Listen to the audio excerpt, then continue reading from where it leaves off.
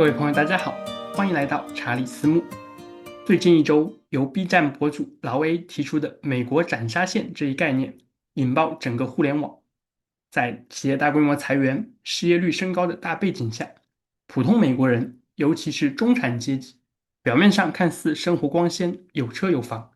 但抗风险能力非常低。一旦失业或者需要支付大额医疗账单，可能引发系统性的连锁反应，断供、失去住所、信用破产、再就业困难，最终变得极其贫困，甚至流落街头。不少网友觉得这是危言耸听，然而查理经过一番计算，发现情况确实不容乐观。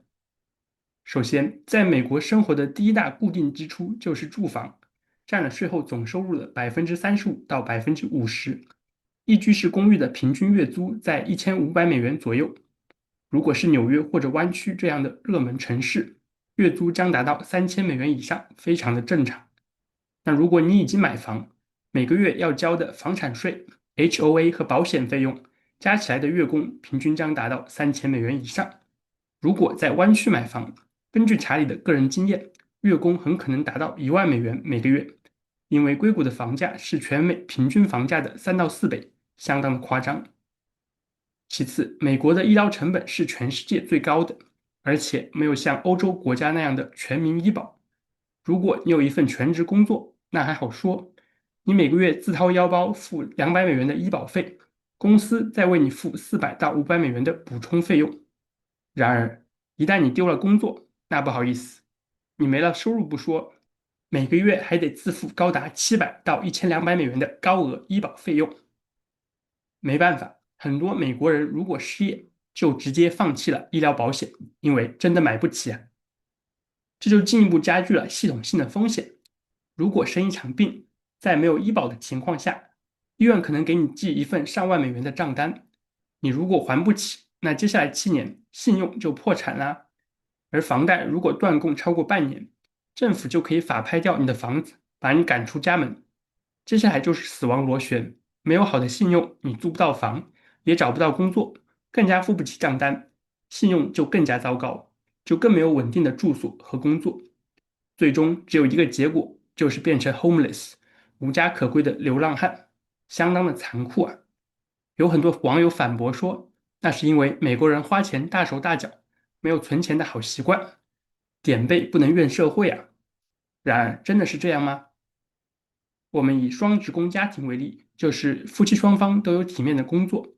他们每年税前总收入大概在$14万。当然，这里查理取的是全美的平均值，湾区双码农的配置，家庭年收入破100万的极端情况不予考虑。首先，也是非常重要的一点，就是美国的劳动所得税税率非常高，扣除联邦、州税和各种保险的费用，家庭能拿到手的就只剩下税前的2/3左右。也就是说，$14万扣了税之后，家庭每个月只能到手$8000左右。我们先扣除租房或者房贷费用3000，只剩下$5000。接下来是医疗费用、孩子的教育费、日常开销，包括食品、手机、网费、汽油费、维修应急等等，总计需要$4500。基本上一个双职工家庭每个月只剩下$500来存钱。那如果碰到一个逢年过节或者有额外的支出，很可能直接入不敷出。对，就是这么现实。也难怪现在的美国人结婚越来越晚，生育率也越来越低，实在是活不起啊！曾经的一个美国工人就可以让一家人过上有车有房、体面稳定生活的美国梦，早就成了都市的传说，一去不复返了。那么，到底是什么原因导致了美国现在的问题呢？美国财政部长贝森特近日撰写长文，他认为美联储是拉大美国贫富差距的元凶。从2008年金融危机开始，美联储过去15年的大规模 QE 量化宽松，已经成为了不平等的引擎。QE 也就是不断的往金融系统里注入凭空印出来的美元，导致股票、房地产的价格飙升，大幅跑赢普通人的薪资增长速度。那些手握天量资产的有钱人从中攫取了大部分的利益，而中产阶级的收益非常低。各位想想看，劳动所得的收入每年要扣除30%的税，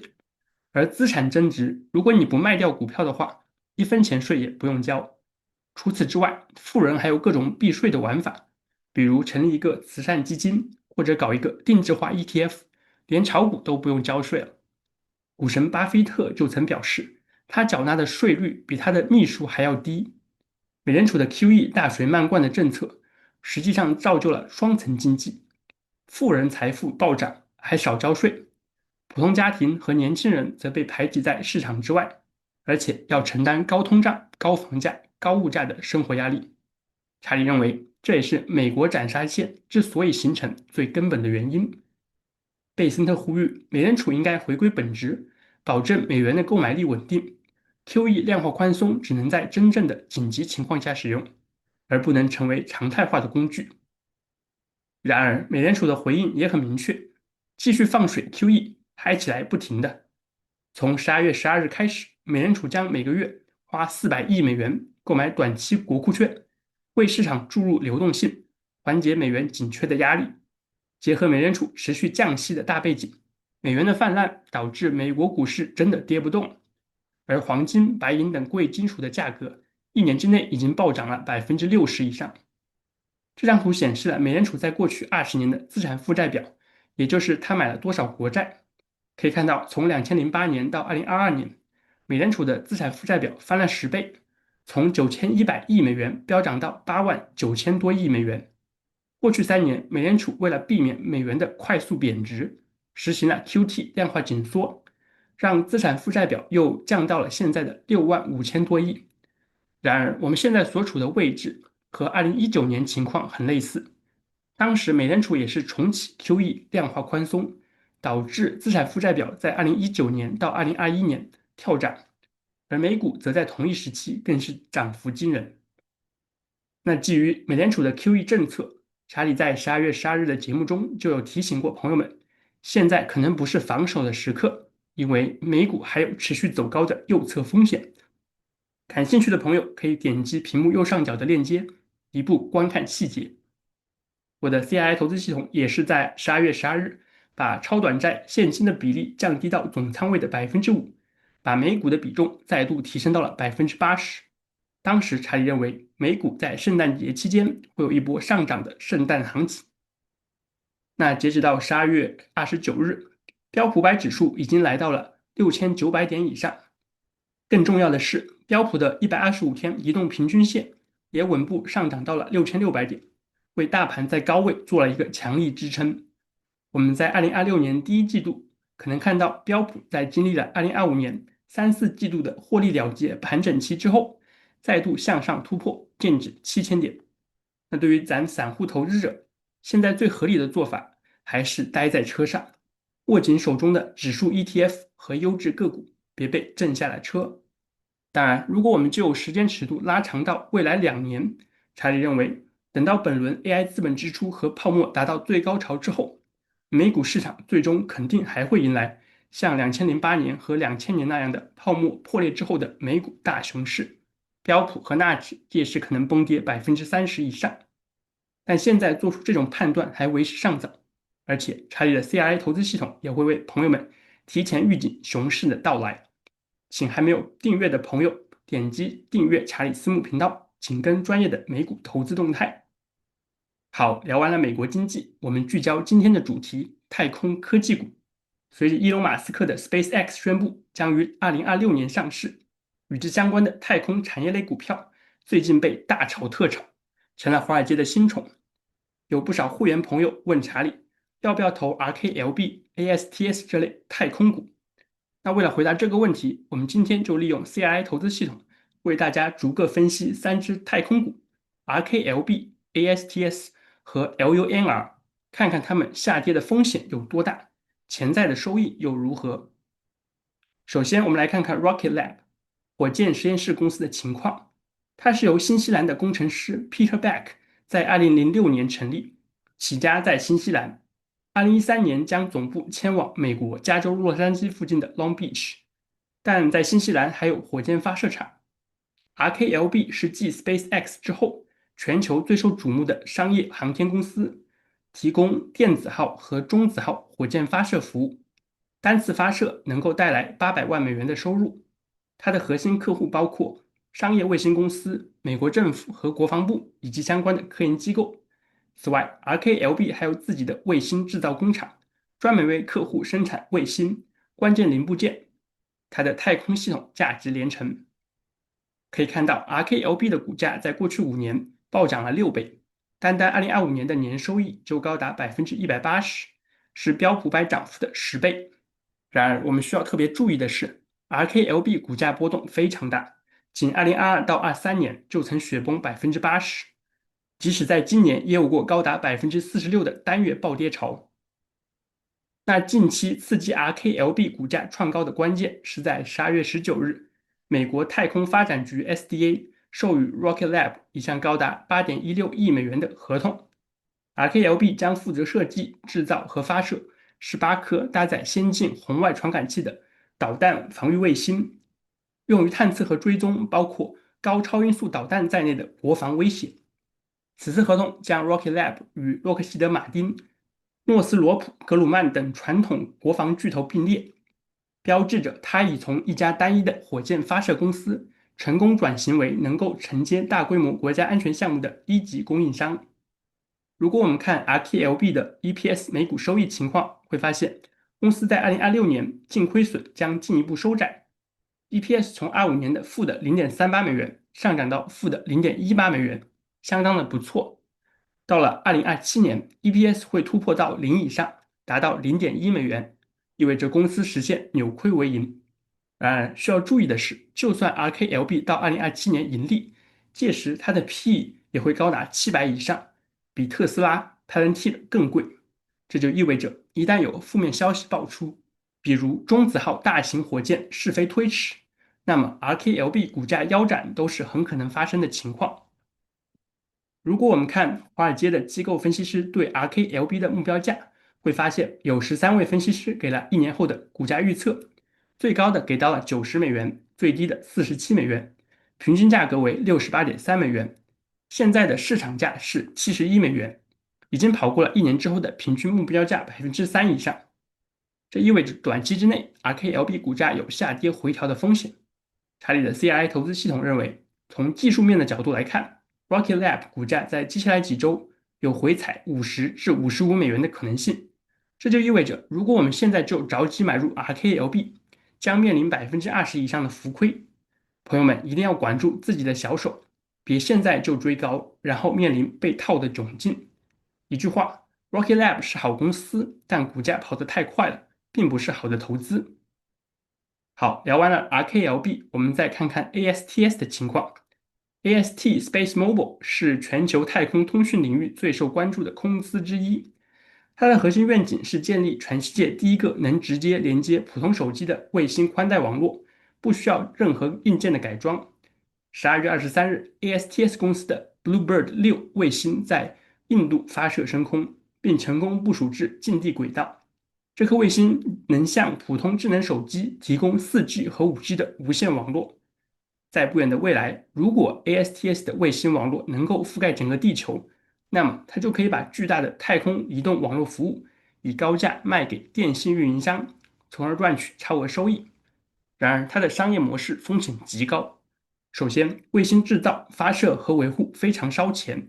其次，ASTS 需要得到各国电信运营商的许可与合作，是高度政治化、涉及到国家安全的风险。这张图显示了 ASTS 股价在过去5年的表现。毫无疑问，我们现在正处于股价的历史最高点附近，和 RKLB 的情况差不多。ASTS 如果碰到卫星发射延误、Bluebird 卫星故障以及 SpaceX 星链抢占市场等不利因素，那它的股价崩跌70%以上都是非常正常的情况。即使在2025年，ASTS 的年收益高达230%，但期间也经历过数次幅度高达30%以上的下跌。对于这种高风险高回报的小盘股，查理的 CRI 投资组合是不参与的，因为它的风险不可控。从投资者的角度来看，如果你对某家公司的发展非常有信心，那最多也只能投2%以下的资金在这样的小盘股里面。而且更加重要的是，如果被套牢，千万别加仓，试图搬回来。那是破产的最快方式，和赌博也差不多了。朋友们千万要注意啊！如果我们看 ASTS 的 EPS 增速，会发现它的每股净亏损也在收窄，从25年的负的1.12美元，逐渐上涨到26年的负的0.78美元。到2027年，ASTS 预计能够实现收支平衡，EPS 达到0.07美元。但是查理对此表示怀疑，因为它的净收益非常低，接近于零。一旦有什么意外情况发生，ASTS 很可能到时候还是处于亏损的状态。此外，今年10月份，ASTS 就增发了10亿美元的可转债，相当于稀释了股权，引发股价的大跳水。为了完成未来2年的全球组网，ASTS 公司很可能在未来继续增发股份来融资，这就会直接摊薄现有股东的权益，也会再度引发股票的下跌。朋友们要非常小心。华尔街的机构分析师对于 ASTS 的1年后目标价给的是相当的高，有8位分析师给出了目标价，最高的居然给到了95美元，最低的也给到45.6美元，平均目标价为77美元，比当前的市场价71美元还要高出7%，相当的乐观。然而，查理的 CRI 投资系统认为，ASTS 股价在未来还会再回撤到46至51美元的支撑价格区间，相比于现在高达70美元以上的价格，还有超过30%的下跌风险。在此，查理强烈不建议朋友们在55美元以上考虑买入 ASTS 的股票，因为被套牢的风险实在太大了。好，最后我们来分析一下月球探索公司 Intuitive Machine 直觉机器公司的基本面，它的股票代码为 LUNR。和 RKLB 和 ASTS 的表现不同，LUNR 股价在今年居然大跌了21%，这主要是因为公司在2月份雅典娜号登月舱在月球着陆时侧翻，导致 LUNR 股价单月暴跌72%，股价从当时23美元一路崩到了6块钱。当然，好消息是 LUNR 的股价在过去1个月又从8块钱大涨到了现在的16美元附近。2025年12月份，美国总统川普签署行政命令，计划在2028年之前把宇航员重新送往月球。这对于 LUNR 这种深度参与重返月球项目的公司是天大的好消息，因为它很可能获得 NASA 额外的大合同。此外，就在上周，LUNR 宣布花费8亿美元收购太空科技公司 Lantris Space System， 从而获得其先进的推进系统和卫星平台技术。当然，投资者对此表示非常欢迎，认为 LUNR 将从登月初创公司成功转型为卫星基础设施巨头。那通过这笔并购，LUNR 的年营收从2.2亿美元大涨到8.5亿美元，PS 市销率也从之前的7.5倍下降到2倍，性价比大幅度提升。如果我们看 LUNR 的 EPS 增长，会发现公司在2026年的亏损将从之前的负0.37提升到负0.11，并且在27年实现盈利。然而，查理认为，为了收购 Lantris，LUNR 增发了3.5亿美元的股票，也就意味着明年将有大量新股进入市场流通，对于股价起到了承压。此外，大股东在明年持有的巨量股票一旦结束锁定期，很可能像今年的 Figma 公司那样，产生持续性的大规模抛售。朋友们要千万小心这一风险。和 ASTS 一样，华尔街的分析师那是相当的看好 LUNR 的股价表现，有10位分析师给出了1年目标价，平均价格高达16.7美元，比当前15美元的市场价还要高出10%。然而，查理的 AI 投资系统认为，LUNR 在2026年股价很可能再度回到8.3到10.2美元的范围，比现在还有高达33%的下跌空间。反正查理是绝对不会追高买入 LUNR 股票的，因为下跌的风险实在是太大了。好，我们小结一下，这张图展示了 RKLB、ASTS、LUNR 这3只太空概念股，再加上 Cathie Wood 木头姐的 ARKX 太空科技 ETF，潜在的买点我们以绿色数字标了出来。可以看到 CRI 系统认为，我们至少要等太空股的价格在市价的基础上再崩跌个40%左右，才是比较合适的买入机会。对于 ARKX 太空基金，最好也要等到它回撤12%以上，再考虑逢低建仓 ARKX，这样的投资盈亏比才比较高。换句话说，现在朋友们绝对不是给机构抬轿子、FOMO 追高买入 RKLB、ASTS 概念股的时候，因为很可能买了就被套。这其实和前几个月的 AI 核电股、量子计算股以及稀土材料股情况很像。等我们知道这个热点的时候，其实他们的股价已经被炒到了天上，就成了请君入瓮的华尔街割韭菜的陷阱。大家千万别冲动，不要追高买入这些所谓的热点股，因为他们没有业绩的支撑，或者股价早就领先了基本面3年以上的时间。此外，就算是木头姐的 ARKX，它在接下来1年的整体表现可能只有6%左右的涨幅，跑输给标普500指数的概率是相当大的。考虑到航天科技的风险性极高，且依赖于美国政府的财政支持，一旦 NASA 经费出现紧缩，那么 ARKX 的表现也不会那么理想。投资朋友们需要注意这个潜在的政策风险。接下来我们来看看截止到12月30日 CII 投资系统的最新仓位配置。我的 AI 系统会根据每天更新的金融数据，包括标普500指数的走势、美债殖利率的变化、全球央行的流动性、大宗资产价格的波动，来对美股、短债、黄金和比特币的持仓比例做出必要的调整，或者维持不变。和上周五一样，CII 投资系统还是把85%的资金放在美股指数和优质个股上，把15%的资金放在比特币 ETF、IBIT 和 FBTC 上，超短债和黄金的比例为0。可以看到，目前标普500、纳斯达克100以及科技板块指数都超过了 CII 系统给出的买点，我们不需要着急追高买入。那在个股层面，系统推荐了3只可以在市价附近买入的股票，分别是 CPRT、Circle 和 Figma 的股票，它们的买点也在绿色括号内标了出来，朋友们可以参考一下。这是截止到12月30日 CII 投资组合的最新持仓情况。